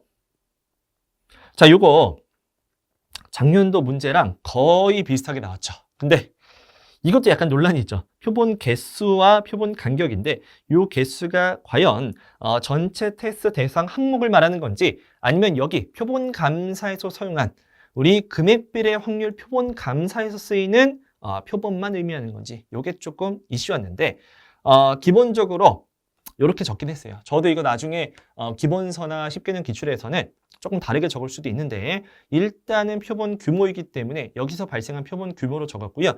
표본 간격은 다들 알고 계시기 때문에 넘어가도록 하겠습니다. 그래서 이렇게 적어놨어요. 특정 항목도 별도로 포함해야 되면 64개, 그렇지 않으면 60개. 숫자도 거의 비슷한 것 같아요. 그쵸? 그때 40개인가 그랬던 것 같은데 넘어갈게요. 자, 상황 2번. 자, 우리 표본 감사의 이제 결과에 대한 내용이고요. 자, 적절한지 여부를 기재하고 그렇지 않으면 이유를 서술하시오. 자, 첫 번째 항목은 오류로 기록된 것으로 확인했고 왜곡 표시를 모집단에 투영하였다라고 나와 있는데 기본적으로 투영해야 될 때 뭐만 인정해야 됩니까? 표본 간격보다 작은 금액만 투영을 해야지 표본 간격보다 큰 친구를 투영하면 오히려 왜곡 표시가 작아지겠죠. 그렇기 때문에 이 경우에 투영하지 않는 거고요. 자, 두 번째. 해당 매출 채권은 총장 100건으로 구성되어 있다. 자, 이거 참 불행한 케이스인데요. 자, 만약에 이게 100건이에요. 자, 이때 대체적 절차 당연히 수행을 하는 게 맞고요. 뭔가 표본을 변경시키는 거 이것도 안 되고요. 대체적 절차 해야 되는 거죠. 자, 매출 송장 금액의 합계가 잔액과 일치함을 확인하고 송장 중 일부를 표본 추출하여 발생 사실과 결산일 현금 입금 사실을 확인하였다. 따라서 장부 금액이 왜곡 표시되지 않은 것으로 판단하였다. 자, 이거 작년도도 비슷해요. 작년도에 어떤 문제가 있었냐면 우리 저널 엔트리 테스트 기억나시죠? 요게 상황 2번인가요? 그 이제 우리 매출 채권에 대해서 매출에 대해서 상대 계정 과목이 뭐 미수금도 있었고 현금도 있었고 매출 채권도 있었고 기억나시죠? 그때 뭐 미수금 같은 경우에는 150건인데 그 중에서 뭐 일부만 추출했다. 그래서 제가 기본서에다가 요걸 달아놓긴 했어요. 현실적으로 어떻게 보냐? 표본 추출된 내용을 재추출하는 것 자체가 기본적으로 올바른 감사 절차는 아닙니다. 그렇기 때문에 만약에 100건으로 구성되어 있으면 요거 다 해야 돼요. 다 100건 전부 다. 그래서 이 경우 이런 식으로 지적할 수 있기 때문에 이것도 그냥 아니오로 봤습니다. 그렇죠? 그래서 이게 이런 내용이 2년 연속 출제되었기 때문에 이거는 그냥 이제 일반적인 내용으로 보셔야 될 것 같습니다. 그래서 아니오로 봤고요. 자, 세 번째.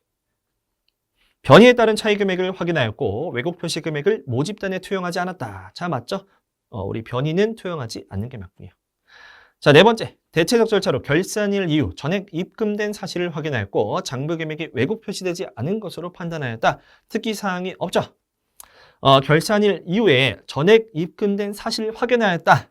요 단어 자체가 뭡니까? 모든 감사 절차, 우리가 대체적 절차를 다 했다라는 거예요. 그래서 뭔가 실제로 이 사람이 입금했고 몇 월 며칠 입금했고 실제로 입금에 대한 확인 절차가 다 끝났다라는 얘기가 들어가 있기 때문에 요 경우도 저는 맞다고 봤습니다. 자, 넘어가겠습니다. 자, 문제 9번입니다. 자, 이거 그룹 감사에 대한 내용이고요. 자, 물음 1번부터 보겠습니다. 자, 이것도 단순 암기형 문제죠. 그래서 그룹 차원의 통제 운영 효과성을 테스트하거나 부문 감사인에게 테스트하도록 요청해야 되는 경우를 두 가지로 나누어서 기재하시오. 요거 우리 기본서랑 200제 그대로 나와 있기 때문에 넘어갈게요. 자, 물음 2번. 각 부문 감사인을 이해한 내용과 그에 대응해서 수행한 절차이다. 그룹 업무팀이 수행한 절차가 적절한지 여부를 기재하고 적절하지 않은 경우에 그 이유를 한 줄 이내로 서술하시오. 얘도 OX 문제. 자, 보겠습니다. 첫 번째 동그라미 1번. 부문 감사인은 A가 보유한 파생 상품의 공정 가치를 평가하고 있어. 뭡니까? 부문 감사인이 공정 가치도 평가하고 있다. 독립성 위배죠. 자, 이때 독립성이 훼손되었다. 나와 있네요.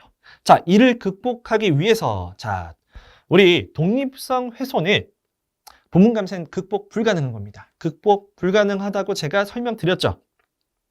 아이고.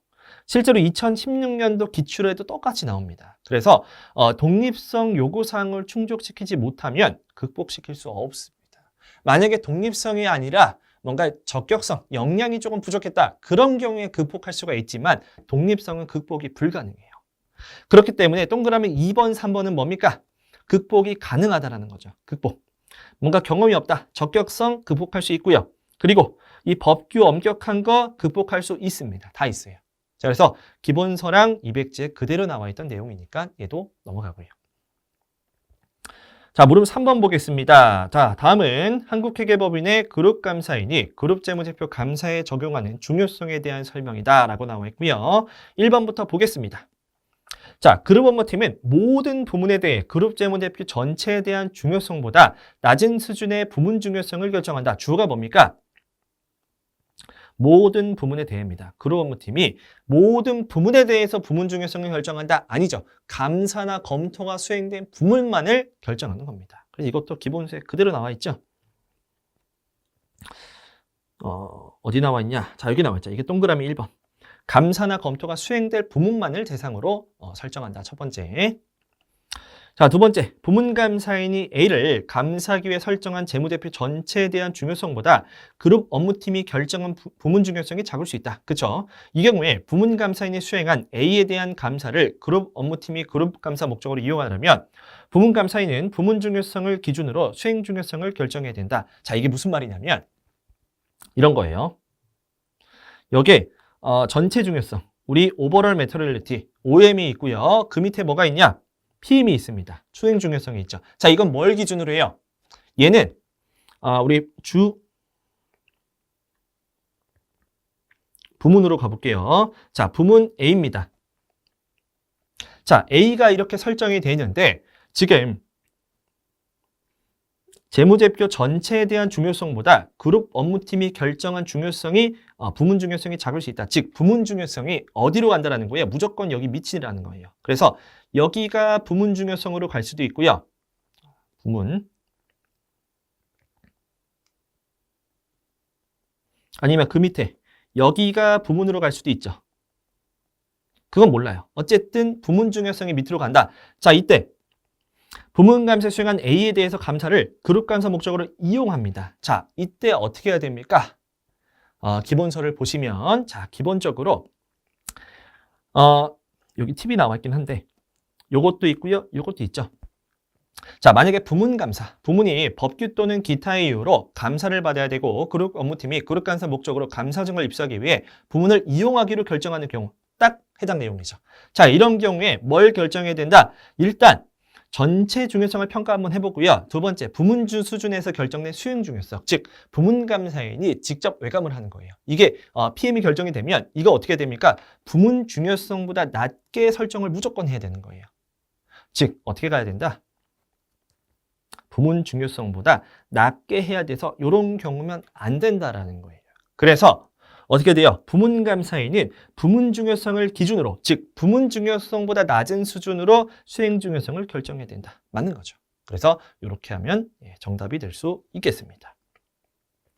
자, 세 번째, 그룹 업무팀은 그룹 재무제표에 대해서 명백하게 사소하다고 간주될 수 없는 한도 기준을 각 부문마다 다르게 설정한다. 아니죠. 자, 기본서 가보시면 자, 명백하게 사소한 금액은 뭡니까? 그룹 재무제표 내에서의 우리 DM이에요.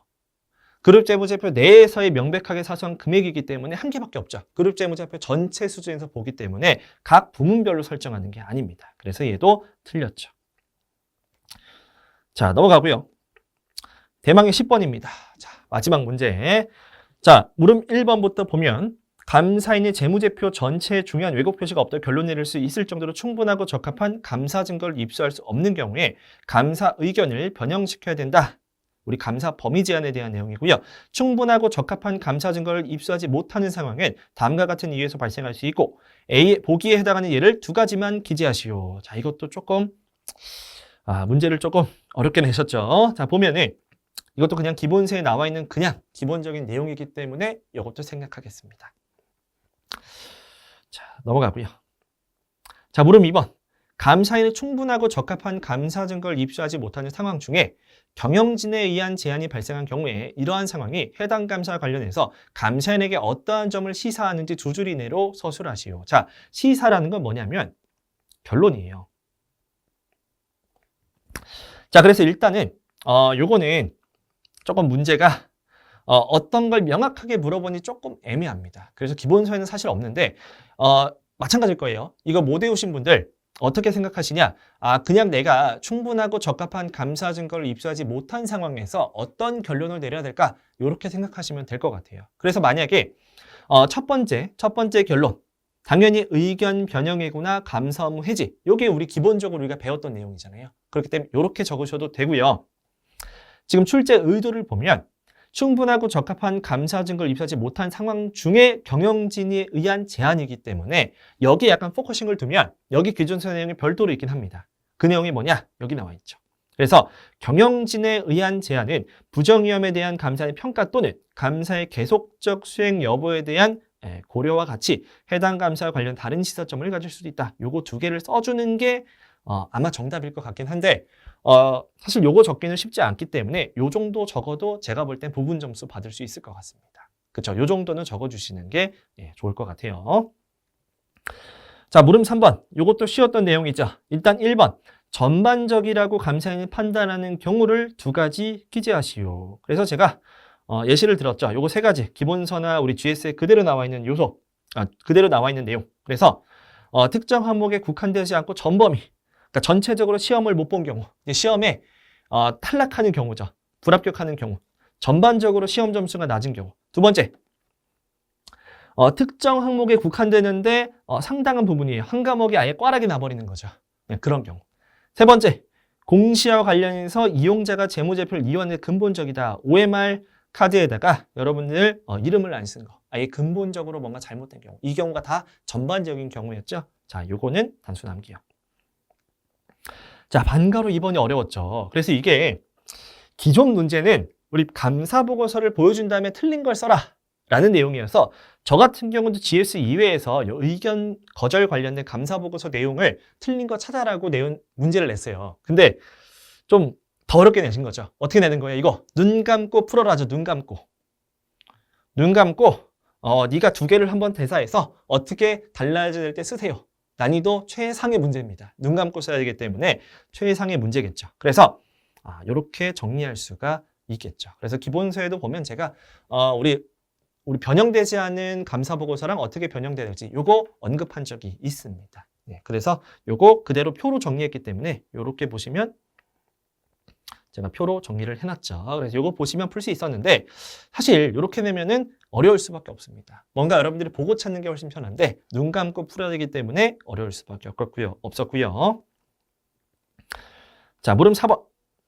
적정 의견이 표준감사 보고서의 감사 의견 근거 단락과 비교하여 물음 3번의 상황에서 발생하는 감사 보고서에 포함되어서는 안 되는 감사 보고서 요소를 두 가지를 기재하시오. 자, 이것도 조금 너무한 것 같아요. 이것도 기준서 암기형인데요. 사실 요거 감사 의견 변형에 대해서는 기준서 암기보다는 우리 실제 감사 보고서에 대한 내용을 조금 더 많이 다루긴 했어요. 그래서 요거를 교재에 실천 안 했는데 정답은 요거가 맞는데 쓰기는 쉽지 않았을 것 같습니다. 그래서 요게 일단은 정답입니다. 자, 넘어갈게요.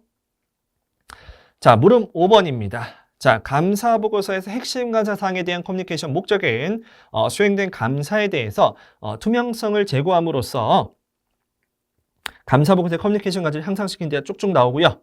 핵심 감사 사항 도입 문구에 기술해야 될 사항 두 가지를 서술하시오. 이거 우리 기본서랑 200제 둘 다 나와 있는 거죠. 그래서 도입 문구에서 뭐 적어야 되냐? 도입 문구 요거죠. 우리 정의랑 특징에 대해서 적는 게 도입 문구. 그래서 정의랑 특징. 자, 두 번째, 개별 핵심 감사 사항에 대해서 다뤄야 될 사항 두 가지. 그래서 이것도 기본서를 보시면 일단 요거 두 가지를 적는 거고요. 얘도 적어주면 괜찮긴 한데 우리 언급해야 될 상황이라고 적어줬기 때문에 요거 2, 3번을 적어주시면 될 것 같습니다. 자, 그래서 정답 이런 식으로 되겠죠. 다뤄야 될 사항이기 때문에 이렇게 동그라미 2번, 3번만 적어주시면 되겠습니다. 자, 전반적으로 문제가 쉽지는 않았어요. 조금 어려웠던 내용이 왜 그랬냐? 이게 문제 자체는 쉬웠지만 일단 쓸 게 너무 많았어요. 특히 이제 OX가 많다라는 게 여러분들이 판단해야 될 게 많았고요. 그리고 문제가 이제 어려웠던 문제가 중간중간에 들어가 있고 무엇보다도 문제 1번이 어려워서 조금 난이도가 올라갔던 것 같습니다. 그래도 여러분들 시험 끝난 지 얼마 안 되셨고 어차피 결과는 우리 한 달 반, 거의 2달 가까이 남았죠. 그러니까 지금 제가 설명드리는 해설은 그냥 참고로만 생각하시고 노세요. 예, 어차피 8월까지 이렇게 2달 동안 놀 수 있는 기간은 여러분들 평생에 있어서 거의 마지막이라고 보셔도 됩니다. 자, 그렇기 때문에 이 자유를 많이 즐기시길 바라겠고요. 제가 조금 정답이 애매한 항목들이 몇 가지 있었죠. 이거 다 어떻게 할 거냐면 나중에 제가 기본서랑 쉽게는 기출물 풀이 때 다 정리를 해드릴 거거든요. 그래서 그때 확정된 정답은 참고하시면 될 것 같습니다. 자, 그래서 해설 강의 여기까지 하도록 하겠고요. 저는 이제 여러분들은 저랑 이제 학원에서는 더 이상 안 봐야 되겠죠. 그래서 저를 보는 마지막 시간이라고 생각하시면 좋을 것 같고요. 다들 합격하셔서 회계법인 들어가셔서 우리 필드에서 뵀으면 좋겠습니다. 네, 다들 고생 많으셨습니다. 감사합니다.